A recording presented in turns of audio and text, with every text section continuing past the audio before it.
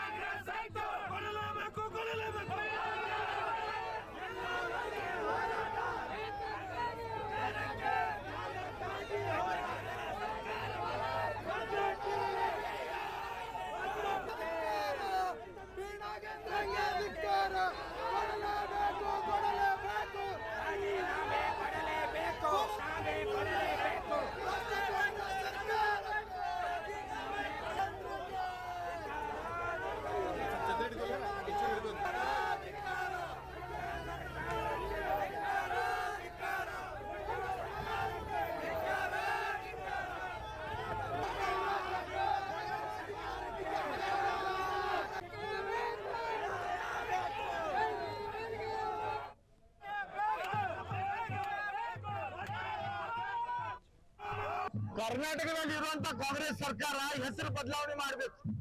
ಬಟ್ಲೆ ಸರ್ಕಾರ ಅಂತ ಹೆಸರು ಇಡಬೇಕು. ಬಟ್ಲೆ ನಿಂತಿನವ್ರಿಗೆ ನಾಚಿಕೆ ಇರೋದಿಲ್ಲ. ಹಾಗೆ ನಾಚಿಕೆ ಇಲ್ಲದೆ ಸರ್ಕಾರ ಯಾವ್ದಿದ್ರೆ ಅದು ಡಿ ಕೆ ಶಿವಕುಮಾರ್ ಅವ್ರದ ಕಾಂಗ್ರೆಸ್ ಸರ್ಕಾರ. ಯಾಕಂದ್ರೆ 187 ಕೋಟಿ ಹಣದ ಹಗರಣವಾಗಿಂದ ಸಿದ್ದರಾಮಯ್ಯ ಅವರು ಒಪ್ಕೊಂಡ ಅವ್ರಿಗೆ ಮಂತ್ರಿಮಂಡಲದಿಂದ ವಜಾ ಮಾಡ್ತಾರೆ. ಆದ್ರೆ ಡಿ ಕೆ ಶಿವಕುಮಾರ್ ಅವರು ವಾಪಸ್ ತಗೊಂಡ ಇಬ್ರು ಕೂಡಿ ನಾವಿಬ್ರು ಡಿಗ್ರಿ ಮುಗಿಸಿ ಬಂದೆ. ಕಳು ಹೆಂಗ್ ಮಾಡೋದು, ಭ್ರಷ್ಟಾಚಾರ ಹೆಂಗ್ ಮಾಡೋದು, ಭ್ರಷ್ಟಾಚಾರ ದುನಿಯಾದಾಗ ನಮ್ಮಷ್ಟು ದೊಡ್ಡವ್ರು ಯಾರು ಇಲ್ಲ. ಮತ್ತೆ ಇದ್ರ ರೆಕಾರ್ಡ್ ನಾವು ಕಾಯಂ ಇಡ್ಬೇಕಾದ್ರೆ ನಾವು ಕೂಡಿ ಕರ್ನಾಟಕ ಲೂಟಿ ಮಾಡೋಣ ಅಂತ ವಿಚಾರ ಮಾಡಿ